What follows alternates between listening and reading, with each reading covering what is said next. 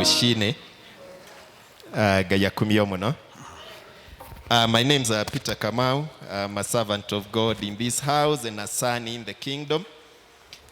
And I am excited for this opportunity that we have to share together the word of the Lord as we celebrate 25 years of God's doing in this sanctuary. And we thank God because of the series of teachings that we've been having and have been confirmed time and again through prophetic word and through visions and dreams. And from all of these, I know you need to get tuned to be able to know what is going on, even that you may not miss that which God has for us. We're looking at the second part of a word that we started last time, where we were discussing the aspect of overcoming barriers and establishing success. And we talked about the barriers that are within, the barriers that are without, outsiders, the barriers that are in the spiritual realm, and the barriers that we keep fighting, and yet they are imaginary barriers. And this morning we've been reminded of one barrier which I would not like to dwell on, but it's good that you realize that when you start running another person's race, already you've missed the whole game. And part of what we looked at last time in the first part of overcoming barriers and establishing success is that you need to know that knowing barriers in your life isn't enough. By just knowing the barriers that you have isn't enough. Appreciating the strategies that you have in your disposal to overcome the barriers is equally not enough. But putting the strategies into use for you to be able to overcome that which is in your way is the total game changer that will help you to establish success. Praise be to God.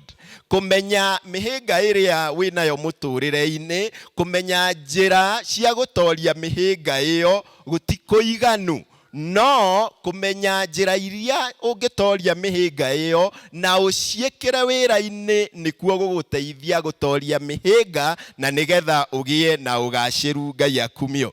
And I want us to look at some examples in the Bible of people who are able to overcome the barriers that they were in their lives and to be able to establish success. But before we look at those who succeeded, I want us to look at negative examples of people who are able to know the barriers in their lives, to know the strategies to overcome the barriers, but they missed the mark. And the very first couple is Adam and Eve in Genesis chapter 3. In Genesis chapter 3, I want us to go together. Our first parents, Adam and Eve, remember they had been given instructions that go out there and till the land. And remember, when you look in the Bible, these instructions were given to Adam. Praise be to God. They were given to Adam. And when Adam was given these instructions, he was supposed to undertake these together with the entire family that he would have. And he was told to go and till the land, and he was given instructions that you're given all the liberty to eat of every fruit in that garden, except that which was in the middle. These were very simple instructions, but when you look at Genesis chapter 3, you will see Eve having some form of discussion with the devil. It's Adam who was given instructions, but the devil came to Eve to have some form of discussion about these instructions with the devil.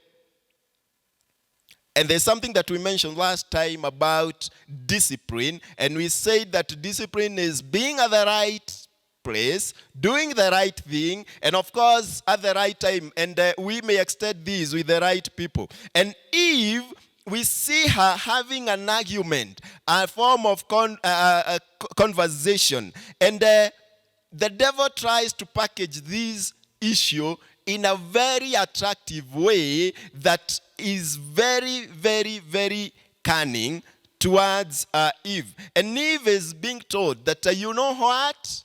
You are not given all instructions. I mean, you are not given all information pertaining to these instructions. And remember, the Bible has cautioned us against adding or subtracting anything in this word. But we see the devil telling or tempting Eve by telling her that, you know what? You are not given the entire information. Waheirwo uhoro tu kanuthu ndugeke no ndwerirwo niki na ndwerirwo waga gwika wike atia. And therefore Eve gets sucked up into this form of cunning conversation, and she's getting a package that you know, God never wanted you to do 1, 2, 3. And we see Eve falling into these cunning instructions from the devil, and she goes ahead to compromise. She goes ahead to become an accomplice in what the devil wanted to accomplish in this very mission that he was out to accomplish. But what is sad of this is that Eve took the fruit and took the instruction and went to Adam. Praise be to God. I want you to open your eyes, the internal eyes, to see this item here. That Eve already sinned, but Adam had an opportunity to say no. These were not the instructions. Bwana Yesu asifiwe. Oguo tiguo twerirwo, onako niguo weru. Twerirwo turie everything else except the tree. Everything else we need to consult first before. But Adam is falling into this temptation. And the very first barrier, the very first obstacle, he was unable to overcome it. Na koguo Adamu onake akiingira thiini wa wihia ni tondu augire atia ni wajanura hau. Bwana Yesu asifiwe. This is something that we've been sucked up as Christians, the so-called ne wajanura. Edikoiraga muhujia witu, edikoiraga hau ne wajanura, hau ne wajanura. This is something that we really get sucked up. If we had time, I would narrate to you certain instructions that someone close to me with. But the person who was met said, before getting sucked up with that, let's find an explanation for that. And you know what? Korwa Adamu erire Hawa. Eketwabe tuthie tukorie. Rogano ruru giakinyire ha. One of my mentors taught me that whenever someone comes telling you stories about another, it's good that you ask 2 questions. The very first question is, whatever you're telling me about Jackment, can you narrate it to me when Jackment is there? If that person is ready to say yes, then you can tell the person, go ahead. But if the person tells you no, what do? Cut the whole story there. The book of Genesis chapter 3 tells us the second barrier that Adam was unable to overcome, and we see God coming around as he used to do in the garden in the cool of the evening, and Adam and Eve, having sinned, they are asked a question. The very first question that Adam was asked is, where are you? We are. But the response that Adam gives, do you know the response? Adam starts talking about nitwekire. But the question was, where are you? I know each one of us, and especially parents, have come across these examples when we're dealing with our children. And you ask a question, and someone formulates another question and responds to that question, rather than answering to the very question that he or she was asked. Adam was unable and Eve were unable to overcome these barriers that they had before them. The very first thing is that Eve involved herself in a conversation that she wasn't supposed to be involved in. And here I normally, and this is a challenge to us men, remember the instructions had been given to Adam. And therefore Adam had all the responsibility to see that these instructions were carried forth. And we see that Adam falls into the so-called Goshanuru. And he falls into this sin. And he's unable to overcome this. And when God comes, they start fighting for excuses. They start giving excuses, explanations that we see Jeremiah 2 verse 3 talking about, that success is present unto them that will be able to drink of the brook that God has provided for them, rather than going to dig for their own brooks which cannot sustain them. And therefore they were unable to establish the success that was set before them. The second example, and this is a positive example, is of Elijah and the Zarephath woman. 1 Kings chapter 17. We see the woman doing something that many of us might find quite challenging. There is famine in the land, and the woman, or maybe every family, that which they had kept for themselves and mostly for their children, they are consuming it day after day. And we see the Zarephath woman has the very last bread that she was about to make, and she confesses that we want to prepare this, eat it, and die. And then the man of God comes and says, go ahead, prepare it. But rather than eating it, give it to me. Very hard instructions. Very hard instructions. But I liken this to the very guys, 4 lepers, still in the book of Kings. Either way, they would have died. The Zarephath woman and the son.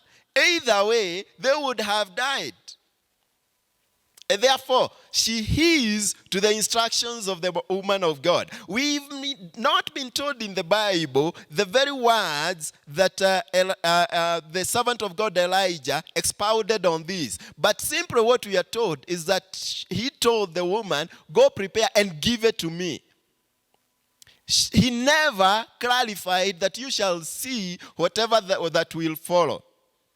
But her trust in God, her trust in the word of the man of God made her to abide by the simple instructions. The simple instructions.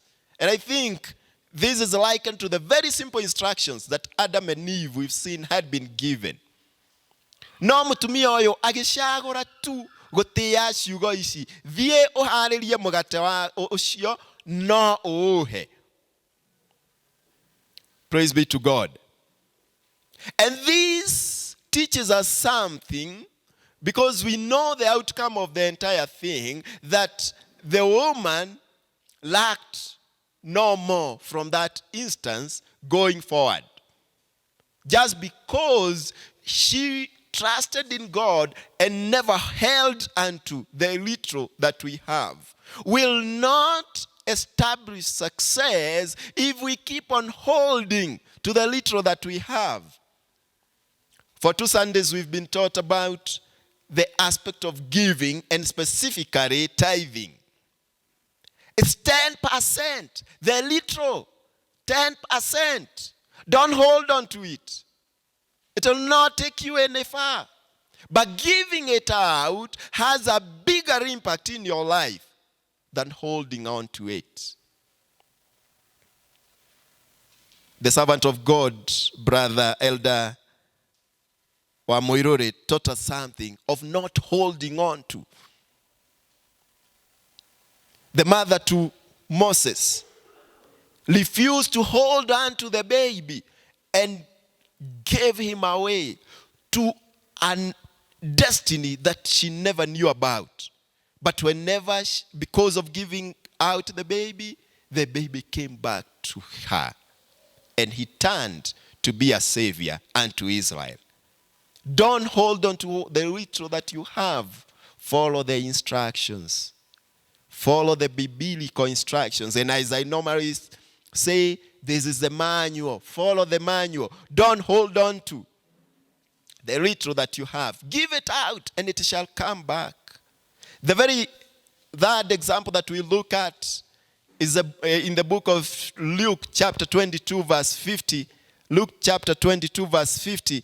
We see Jesus dealing with an incident that he came across when dealing with one of his lovely comrades. I call him comrade because whenever we see Jesus, wherever Jesus is going, Peter is there.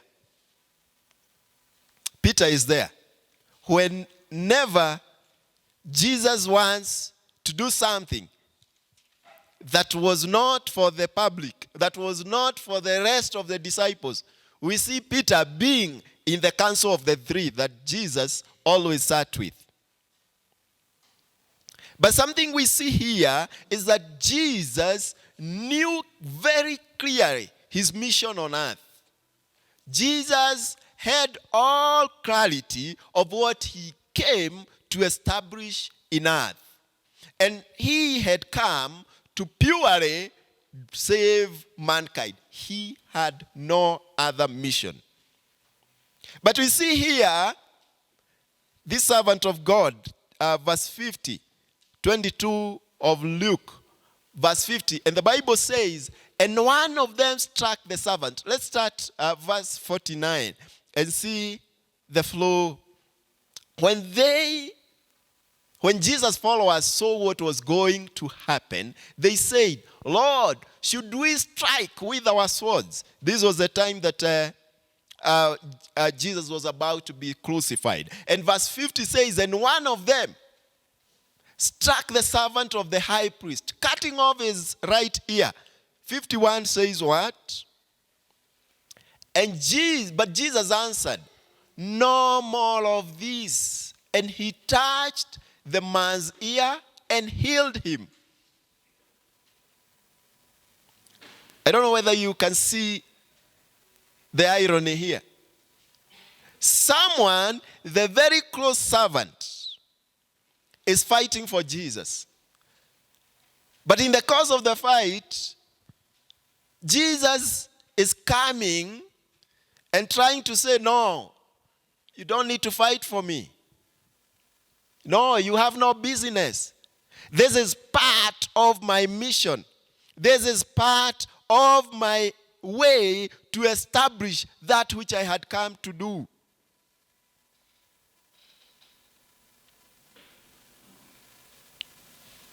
Now imagine ukigeria kuruirira ndungata ya Ngai no irauga acha ndukanduirire apana kuhurwo ni party ya ugashiru wa kiria kindehete. And this is a very servant that at one point was told by Jesus, get behind me, Satan.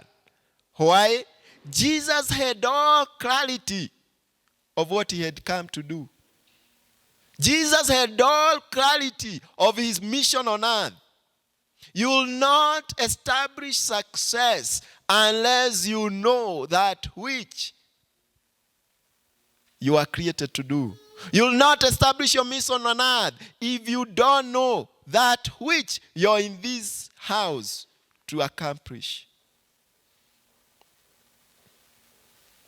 We've been told by Brother David that regardless of whatever barriers are in your race, keep running. Keep running. Don't forsake your race to come run my race. You'll not succeed. You'll not. It's my race. Know your race. Know your mission. Don't allow yourself to be distracted. You will not establish success if you don't abide by the instructions that you've been given. You will not establish success if you keep arguing, if you keep sitting in the counsel of the ungodly. Psalms chapter 1 verse 1. What does the Bible say? This is what Eve did. This is what Adam allowed himself to be involved in. Walking in the counsel of the ungodly, studying in the way of sinners, sitting in the seat of the scornful. Rather, delight yourself in the instructions that you've been given. And I think that's why our fathers used to sing. Dio eodoge, joyo ogua, goshage Jesu hi goshiyode. Usinilete lingine. I know nothing else. One singer sang and said, I need no argument. I need no plea. What I know is that Jesus died and died for me.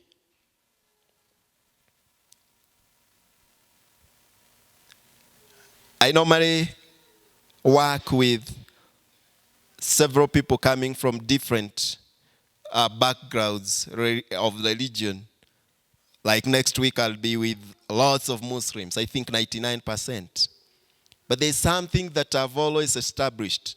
One of my comrades at work is an atheist. He doesn't believe, he believes in science. But there is something that's clear, very clear, between me and them, that I have no argument. Leave me with my God. Don't convince me about otherwise. Leave me with my God. I need no argument. We need not sit and discuss. Sit not and discuss. Remember, your discussion can cause a lot of things. Remember, by a talk in the book of Malachi chapter 3, God listened from above and said, from the discussion they are having, let them be written in the book of life. Establish success by abiding to the instructions, by abiding to the mission, by not holding unto which you're supposed to give away. And that way, you will establish success. God bless you.